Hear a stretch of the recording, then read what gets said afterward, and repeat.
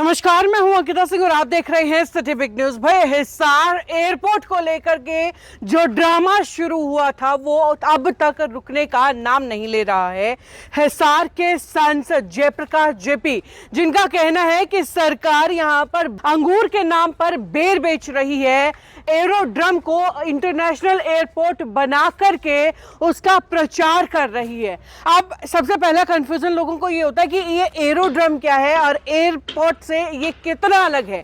तो भाई, एयरड्रम वो चीज होती है, एरोड्रम, जहां पर कोई भी हवाई जहाज लैंडिंग कर सकता है, यहां से उड़ान भर सकता है, लेकिन इसमें सारी सुविधाएं शामिल नहीं होती। जैसे यात्रियों की टर्मिनल की अगर बात करें, पार्किंग की सुविधा की बात करें, या फिर जो टावर्स होते हैं, वो सारी सुविधाएं एरोड्रम के अंदर शामिल नहीं होती हैं। हालांकि कोई भी चाहे तो यहां से उड़ान भर सकता है, कोई भी हवाई जहाज, कोई भी हेलीकॉप्टर या कोई भी किसी भी तरीके का जहाज यहां से उड़ान भर सकता है। वहीं अगर इंटरनेशनल एयरपोर्ट की बात करें तो वहां पर सारी सुविधाएं दी जाती हैं।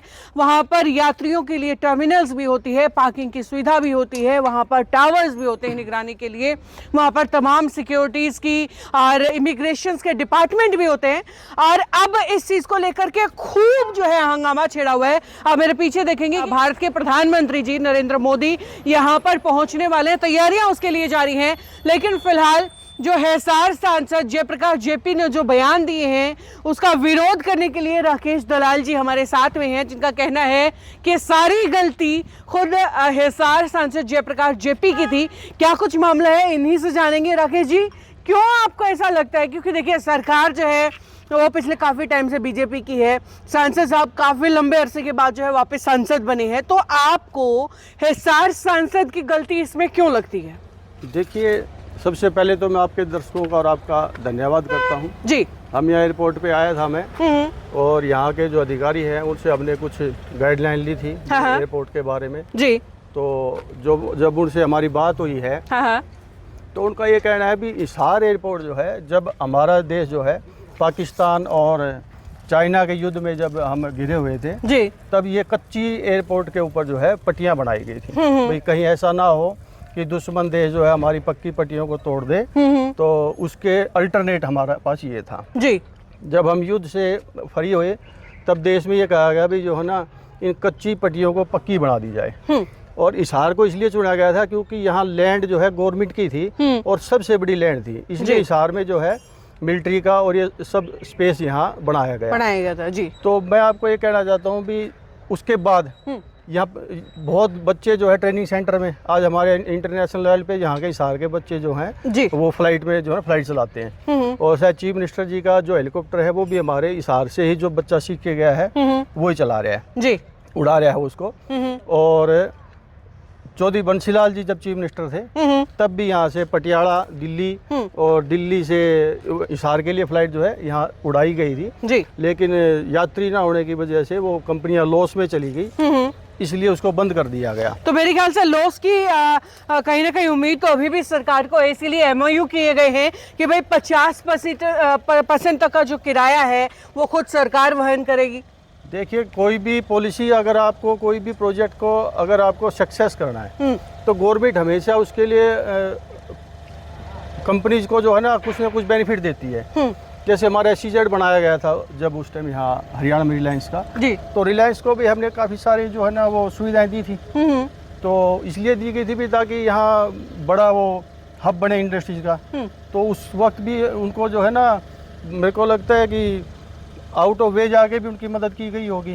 तो ये तो जो है ना, सभी किसी भी इंडस्ट्रीज को बढ़ाने के लिए जो है स्टेट गवर्नमेंट जो है उसको करती है हेल्प उनकी। चलिए, खैर मुद्दा फिलहाल अब ये है कि कंपनी को लॉस होगा तो क्यों काम करेंगे। चलिए, वो मुद्दा नहीं है, मुद्दा ये है कि सरकार, सांसद जी के हिसाब से सरकार जो है बेर को अंगूर बना करके बेच रही है, यानी एरोड्रम है, और इसे इंटरनेशनल एयरपोर्ट के तौर पर जो है लगातार प्रसारित किया जा रहा है। मैं आपको बताता हूँ कि मैं उनका बयान मैंने अभी सुना था कि जब उन्होंने ये कहा भी ये गिर जाएगा या आग लग जाएगी, तो मैंने कहा भी जो है सांसद जयप्रकाश नाम जो है उसकी वैल्यू नहीं होती कोई भी। मैं राकेश हूँ, मेरी कोई वैल्यू थोड़ी ना हम आपके साथ बोल रहे। वैल्यू है उस या गरिमा उस पद की है जिसके ऊपर वे बैठे हैं, और जो इस गरिमामयी पद के ऊपर जिसको जनता ने बैठा है वो ऐसे बयानबाजी करता है तो उसमें हमें फिर ये हमारी भी जिम्मेवारी बनती है यहाँ के नागरिक होने के भी हम भी देखे जाके भी क्या जो है ना ये चीज़ें जो बोल रहे हैं क्या ये सही हैं। तो डिपार्टमेंट जैसे अभी आपने पीछे देखा होगा भी ये एक रोड यहाँ हिसार से उचाना का रोड था, उसमें कोई कमियां मिली थी तो हमारे जो मंत्री हैं उन्होंने उनको सस्पेंड कर दिया था। तो अगर यहाँ ऐसी कोई दिक्कत है तो मंत्री उनको सस्पेंड करे सबको। और सबसे बड़ी बात यह है कि जब 2007 से लेके 14 तक जब ये भी यहाँ एमपी थे कांग्रेस के जी, तब हिसार एयरपोर्ट के ऊपर कोई काम नहीं किया गया। बल्कि ये मैं आपको ये कहता हूँ, मुझे ऐसा लगता है भी हिसार में किसी भी तरीके से एयरपोर्ट ना बने, इसके लिए उन्होंने पूरा काम किया। जब वो हिसार के एमपी थे तो उन्होंने जो है चांग में जाकर जो है मैम में जाकर जो है कार्गो एयरपोर्ट के लिए ज़मीन की तलाश की। जबकि यहाँ अभी वो कल उन्होंने अपनी प्रेस कॉन्फ्रेंस में कहा कि लैंड बैंक सबसे ज़्यादा हमारे पास है। तो ये लैंड बैंक जो हमारे पास था तो इसको क्यों नहीं दिया गया। और इंटरनेशनल एयरपोर्ट जो झज्जर में बनना था या जो मैम में बनना था वो लोगों की उसमें नहीं गया। ना ही तो किसी ने वहाँ आंदोलन किए, ना ही किसी ने वहाँ कोई ऑब्जेक्शन उठाए थे। वो सिर्फ और सिर्फ टेक्निकल वे से जो है ना रिजेक्ट हुआ है, ना कि कोई स्टेट गवर्नमेंट का या किसी का था। हिसार एयरपोर्ट जो है हर टेक्निकल उसको पास करता था, लेकिन इंटरनेशनल एयरपोर्ट के लिए उन्होंने अप्लाई नहीं किया। जब आप अप्लाई नहीं करोगे तो इंटरनेशनल एयरपोर्ट कैसे बनेगा यहाँ। जो एयरपोर्ट के लिए आपने अप्लाई किया था वो एयरपोर्ट उससे तो कुछ ना कुछ 4 कदम आगे मुझे लगता है कि ये बना गया है यहाँ पर। जो भी उन्होंने अपनी जो है बाउंड्री तो बनाई ना, नहीं तो उन्होंने तो यहाँ कर दिया था एक जगह। लेकिन क्या बाउंड्री बनाने से ये इंटरनेशनल एयरपोर्ट हो जाता है? क्या इसका लेवल इतना बढ़ जाता है कि खुद प्रधानमंत्री जी आकर के इसका उद्घाटन करें? इसका लेवल तो हिसार एयरपोर्ट का लेवल तो 1965 से ही हाई लेवल का है, ये बढ़ाया नहीं जा रहा है। आप ये बताइए भी इसके अंदर आप इस लैंड के अंदर आपने यूनिवर्सिटी बनवा दी थी, इस लैंड के अंदर आपने जेल बनवा दी थी, इस लैंड में आप सेक्टर काट रहे थे तो उससे तो खुर्द बुर्द हो जाती। ये लैंड भी नहीं होती तो लैंड के ऊपर ही तो बनाया जाएगा। अब ये गवर्नमेंट के लैंड है ना एक्वायर करना, तो यही तो सबसे बड़ा प्लस पॉइंट है हिसार के अंदर जी कि इसके ऊपर इंटरनेशनल एयरपोर्ट बने। और दूरी हिसार एयरपोर्ट की दिल्ली एयरपोर्ट से 150 किलोमीटर प्लस है। वे इसलिए रिजेक्ट हुए कि वे दूरी पूरी नहीं कर रहे थे। सेंट्रल गवर्नमेंट ने कहा भी हमें एयरपोर्ट बनाने हैं, लेकिन हमने हर 30 किलोमीटर पे एयरपोर्ट नहीं बनाने, हमें एयरपोर्ट बनाना है 150 किलोमीटर की दूरी पे। तो 150 किलोमीटर की दूरी हम पूरी कर रहे थे। तो अगर उस वक्त एमपी थे, इन्होंने इसके ऊपर इंटरनेशनल एयरपोर्ट के लिए अगर थोड़ा रत्ती भर भी काम किया होता तो इंटरनेशनल एयरपोर्ट बन जाता है। इन्होंने किसी भी तरीके से ना बने, डोमेस्टिक के लिए अप्लाई कर दिया। जब चलिए, कुल मिलाकर के बात ये है कि जाने अनजाने आप ये बात मान रहे हैं कि एयरपोर्ट इंटरनेशनल नहीं है, एरोड्रम ही बना है। हाँ नहीं, इंटरनेशनल एयरपोर्ट के लिए तो कभी इसको अप्लाई नहीं किया गया। अगर इंटरनेशनल एयरपोर्ट के लिए भी अप्लाई करते जी तो ये बनता।